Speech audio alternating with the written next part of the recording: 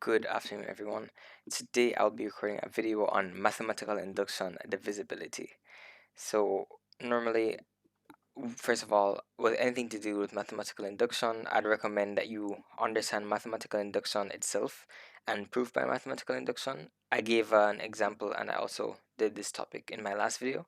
So, this one is specifically for divisibility type questions because it's kind of different, not really, but we'll get into it.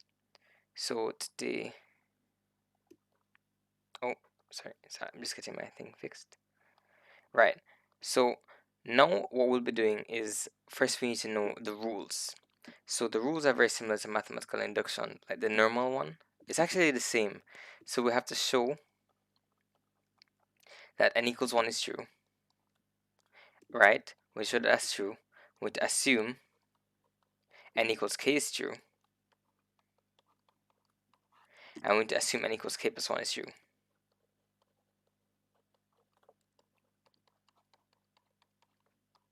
Right? And so, yeah, it's very similar. I'm going to run through a question because I think it's very easy to pick up on the concept if we go through an actual question when doing it. So, a normal question will state something like this. For CAPE at least, I'm recording this video for purposes of CAPE students. So, prove by mathematical induction that n times n squared plus 5 is divisible by 6 for all positive integers of n. So, we'll have to prove that n times n squared plus 5 is divisible by 6, right? So another way to write this is 6, and we have this like horizontal, this vertical line, n squared plus 5. Same thing as saying it's divisible by 6, right? Essentially, same thing. So what we want to do first, the first rule, show n equals 1 is true. So in this case, we want to show that when n is equal to 1, this statement, this n times n squared plus 5, will be divisible by 6. So let's do that. 1 times 1 squared plus 5 is equal to 1 times 1 times 1. Sorry, 1 times 1 squared, which is 1, plus 5, which is equal to 1 times 6, which is equal to 6. And we know that 6 over 6 is equal to 1, and 6 is divisible by 6.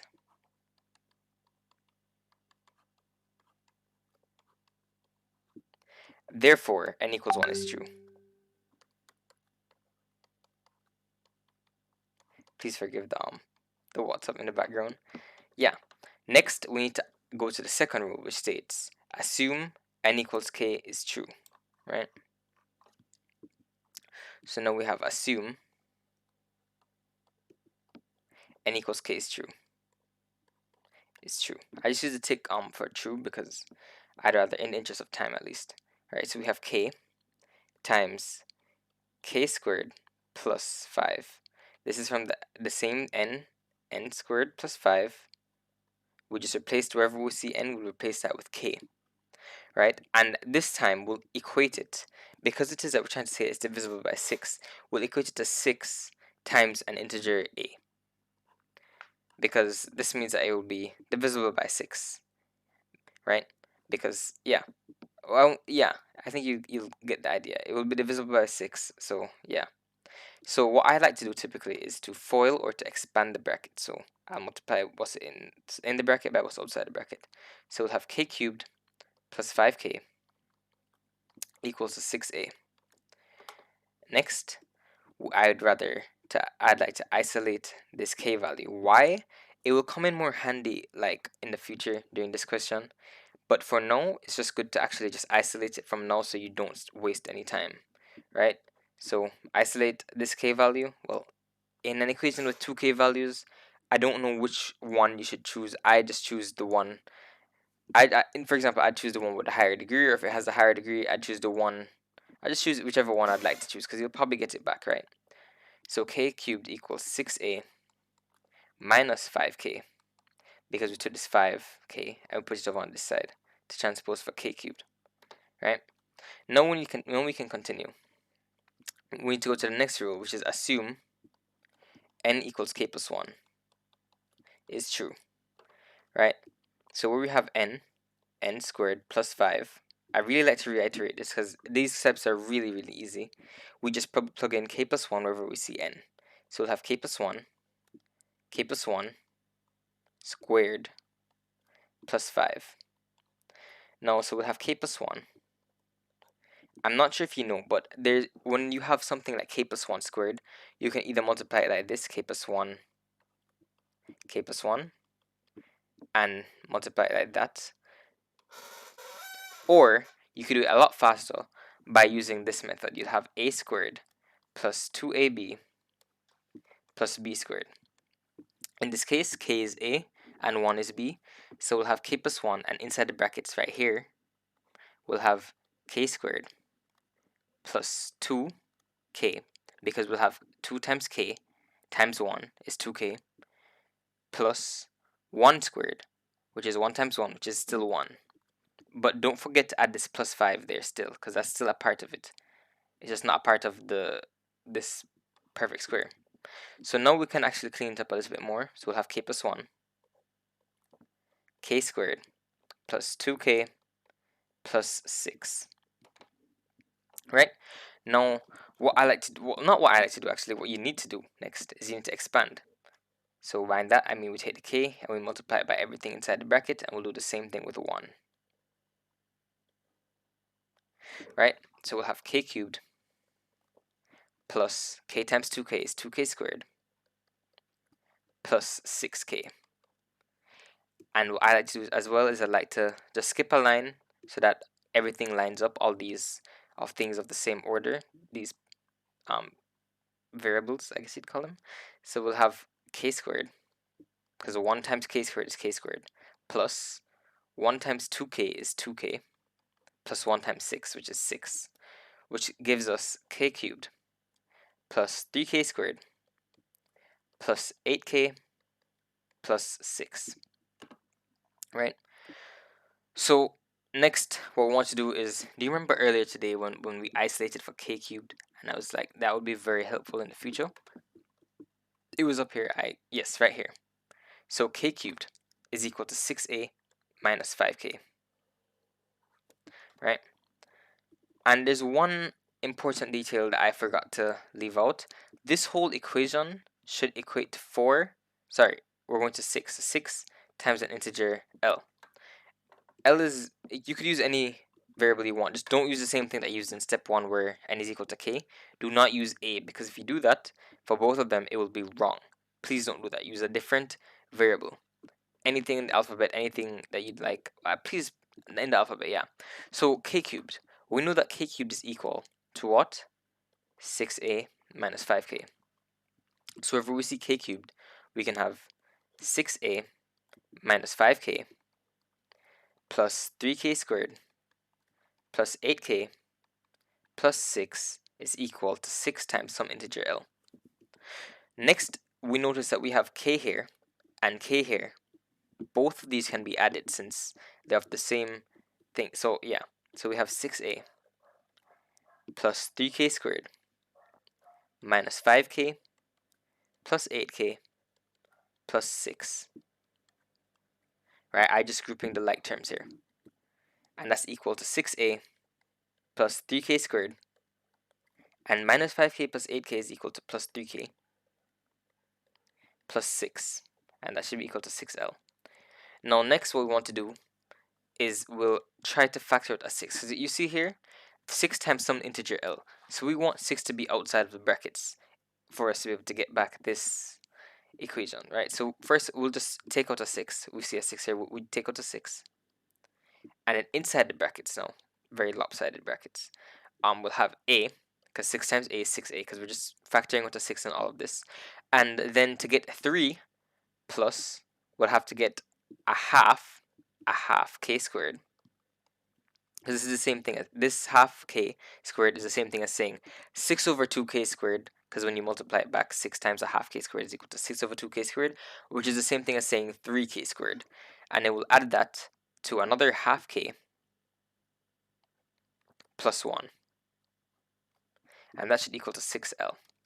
And we can just state, let L be equal to a plus half k squared plus half k plus 1.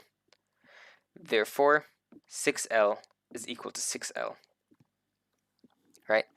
And then finally you want to say, therefore, n times n squared plus 5 is divisible by 6 for all positive integers of n,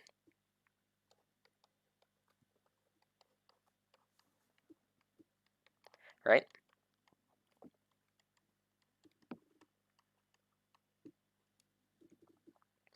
I'm not sure if you'll get marked down if you don't have this concluding statement, but I think it's a very good idea to still have it. And yeah, so this example typically was a little bit harder for some, but it's not really that hard if you follow the principles. It's very easy. And so just to kind of cement it, I'll go over one more question. This one will be a lot easier. So the question states, use mathematical induction to prove that 5 to the power of n minus 1 is divisible by 4. Now, what I mean is not 5 to the power of n minus 1. It's 5 to the power of n, 5 to the power of n, and that minus 1 should be divisible by 4.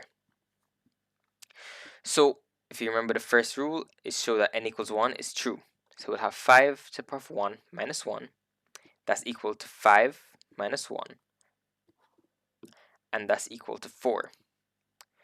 And 4 is divisible by 4. So that's true, right? Next, we want to assume that n is equal to k. So we have 5 to the power of n minus 1.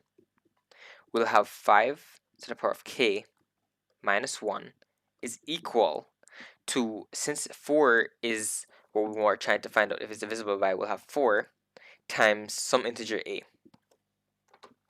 right? And again, since we have a k here, we'll transpose for it. So 5 to the power of k is equal to 4a plus 1. We're going to need to come back to this equation later. Next, we want to assume that n equals k plus 1 is true. So we have 5 to the power of n minus 1.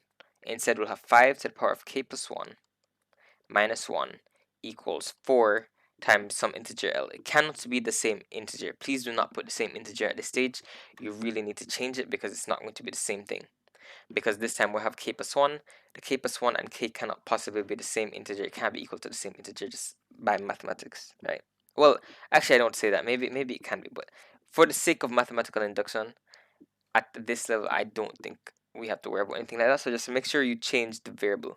So I changed it to L. You can use X, Y, Z, Q, whatever you prefer. Now, this is where additional mathematics or algebra 2 comes in. Actually, I'm not sure if it is in algebra 1 either. I'm not too sure. But the law of indices.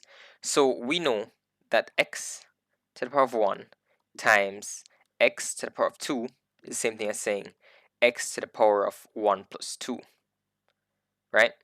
So if 5 to the power of k plus 1 is a thing, that means it should be the same as 5 to the power of k times 5 to the power of 1.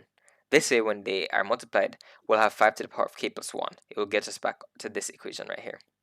Not equation, this statement.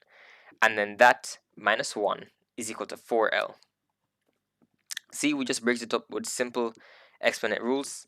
Very, very simple. If you don't know the exponent rules, I think you should look it up on YouTube and find it out, or just look it up on Google or something. But you should be able to find it. Now we'll go back up here, right? Remember when we isolated 5 to the power of k? 5 to the power of k is equal to 4a plus 1, right? We isolated this from earlier, so now when we have a 5 to the power of k here, we can exchange it for 4a plus 1. So 4a plus 1, and this whole thing should be times 5. This is the dot product, by the way. It's just another way of saying multiplication. Minus 1 is equal to 4l, right? So what we need to do now is I like to put 5 on this side of the bracket just to show that it's being multiplied. It's going to multiply by 4a plus 1. It looks a lot neater as well. Now we expand the brackets, right? So 5 times 4a is equal to 20a plus 5 minus 1. Now, if you remember from earlier, we're trying to show that it's divisible by 4l. And in the last example, we were trying to show that it was divisible by 6. And so we'd want a 6 outside the brackets. Whereas here, since it's divisible by 4, we'll want a 4 outside the brackets. So 20 plus 5 minus 1 is the same as 20a plus 4. And now we can definitely pull a 4 out of this equation, right? So we can say 4 times what? So 4 times what will be able to give us 20a. 4 times 5a, because 4 times 5 is 20.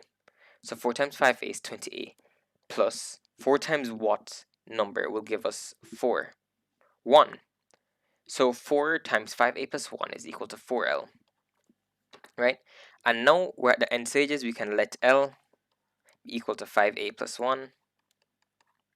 Therefore, 4l is equal to 4l, which therefore means that 5 to the power of n minus 1, oops, I almost did a mistake right there, make sure you don't make that mistake, 5 to the power of n minus 1 is divisible by 4 for all positive integers of n.